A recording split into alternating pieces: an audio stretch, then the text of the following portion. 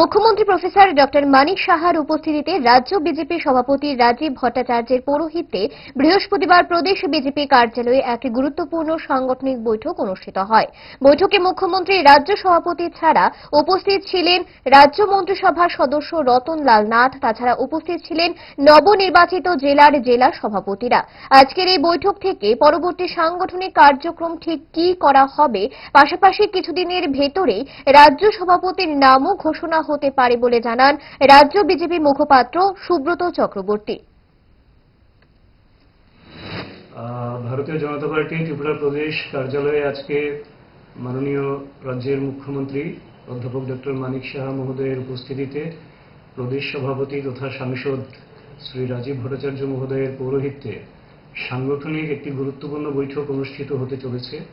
আপনারা অবগত আছেন, আমাদের ত্রিপুরা প্রদেশের বিভিন্ন জেলা কমিটি নতুন করে পুনর্গঠিত হয়েছে, মানে জেলার সভাপতি নির্বাচিত হয়েছেন যারা, তারাও আজকে বৈঠকে সামিল রয়েছেন এবং মন্ত্রী সহ অন্যান্য বিভিন্ন জেলার যারা সভাপতি, তারা অফিস বেয়ারার, তাদেরকে নিয়ে একটি গুরুত্বপূর্ণ সাংগঠনিক বৈঠক এবং সেই বৈঠকে আগামী দিনের কার্যক্রম কিছু গুরুত্বপূর্ণ বিষয় নিয়ে আলোচনা হবে এবং এই আলোচনার পর যে রূপরেখা তৈরি হবে আগামী কার্যক্রমের, তার দিনক্ষণ বা নির্ঘণ্ট এবং কি কি আমরা নতুন করে কার্যক্রম হাতে নিয়েছি সেই বিষয়গুলিকে আপনাদের সামনে আবারও আমরা তুলে ধরব।